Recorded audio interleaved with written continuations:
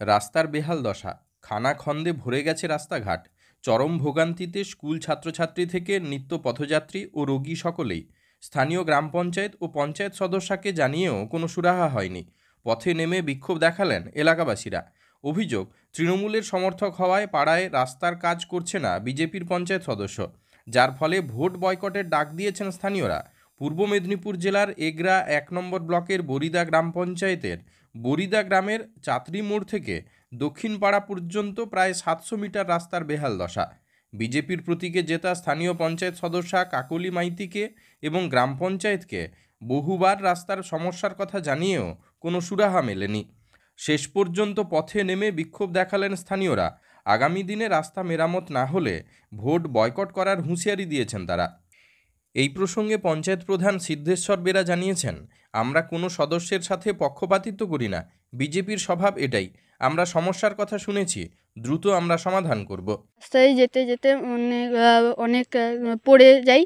আর স্কুলে গেলে মাস্টারমশাইরা বকে, বলে যে এই যে রাস্তায় কাদো, তার জন্য বকাবকি করে। রাস্তায় কাদোর জন্য না আপনার কোনো প্রবলেম হয়? হ্যাঁ, যাওয়ার প্রবলেম, রাস্তায় পড়ে যাই। তার জন্য আশা করছি যে এই রাস্তাটা ভালো ভালো হোক।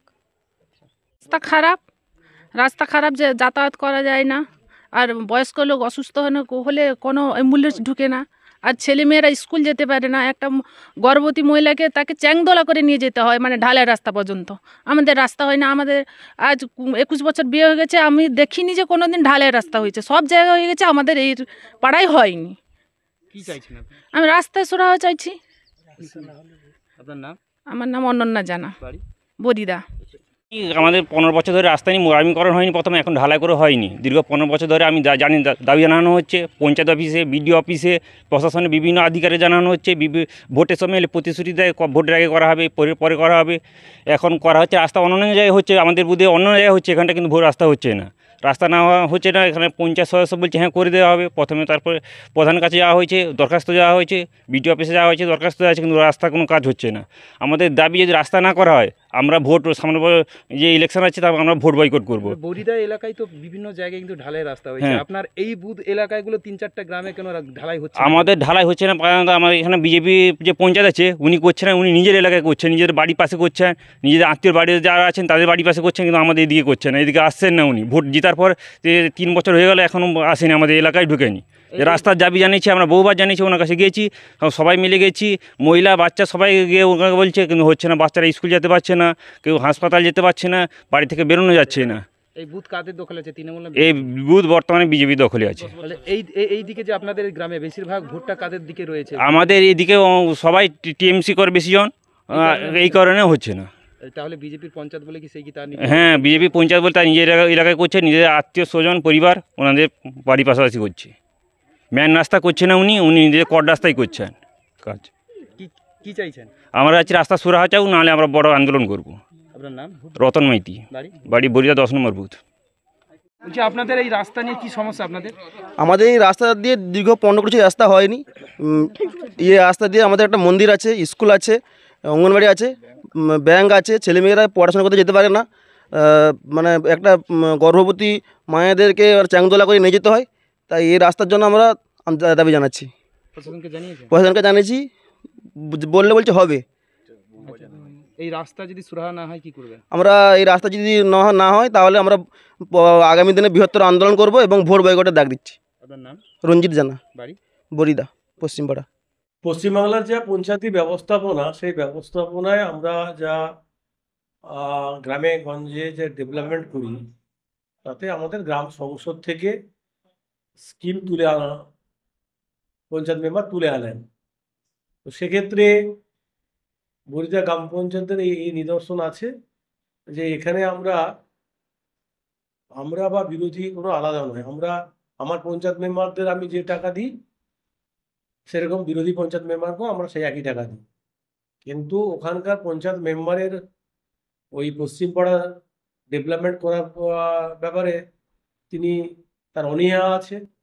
রাজনৈতিকভাবে ওই পাড়াকে যে কাজ না হয় সেই চোখে দেখেন বলেই মনে করি। নাহলে আজকের দিনে দাঁড়িয়ে আমার গ্রাম পঞ্চায়েতে আমরা 18 জন মেম্বার, আমাদের গ্রাম পঞ্চায়েত থেকে ডেভেলপমেন্টের যা উন্নয়ন আমরা করি, কাউকে অসম বন্টনে আমরা দেখি না, সবাইকে সমান ভাগ দিয়ে কাজ করার চেষ্টা করি। তো সেই জায়গায় ওনারা কেন কাজ করেননি ওই পাড়ায়, গ্রামবাসীদের অভিযোগ যে পঞ্চায়েত সদস্যকে তাদের কোনো রকম সমস্যার কথা জানালে তিনি ভ্রুক্ষেপও দেন না, কোনো সময় কোনোবারে আসেন আমাদের কাছে জানো না, এই ধরনের অভিযোগ আসছে। কি বলবেন? পশ্চিমবাংলায় পঞ্চায়েতি ব্যবস্থাপনায় বরিদা গ্রাম পঞ্চায়েতের আমাদের গ্রাম পঞ্চায়েতে 18 জন মেম্বার, তাতে 15 জন আমাদের তৃণমূল কংগ্রেসের আর 3 জন আছেন বিরোধী মেম্বার। তো বিরোধী মেম্বারদের দ্য কালচার, রাজনীতি করা, দলবাজি করা, পক্ষপাতিত্ব করা, এগুলো যে এরা হাড়ে হাড়ে এদের এর আগেও যে দলে ছিলেন সেই দলে করে আসছেন, এখনো করে আসছেন। ওখানকার গ্রামবাসীরা বলছেন, অভিযোগটা করছেন যে ওখানকার পঞ্চায়েত মেম্বার হচ্ছেন বিজেপি পঞ্চায়েত মেম্বার, ওই যে জায়গায় রাস্তা বেহাল দশা সেই এলাকার মানুষের ভোটার বেশিরভাগ ভোট রয়েছে তৃণমূলের দিকে, সেই তৃণমূল ওই এলাকার মানুষ বেশি করে বলে সেই যে জায়গাগুলো ঢালাই করছে না বিজেপি মেম্বার, এমনটা উল্লেখ করছে।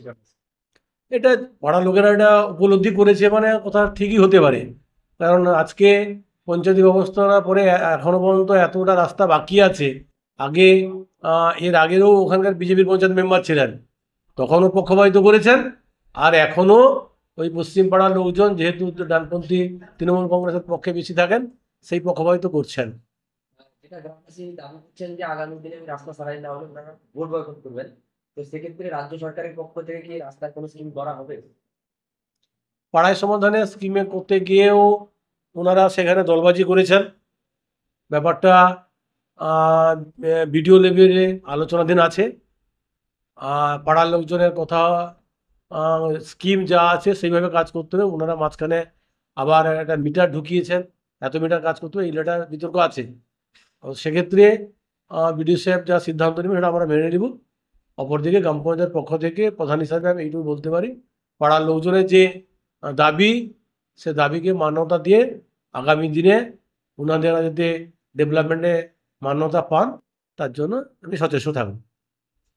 ভারত সরকারের এনসিভিটি ও পশ্চিমবঙ্গ সরকারের WBSCVT অ্যান্ড DIT অনুমোদিত 10 গ্রাম অনুরণ প্রাইভেট ITI।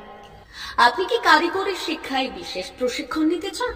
কারিগরি শিক্ষার একমাত্র বিশ্বস্ত প্রতিষ্ঠান 10 গ্রাম অনুরণ প্রাইভেট ITI, 10 গ্রাম, সবং, পশ্চিম মেদিনীপুর।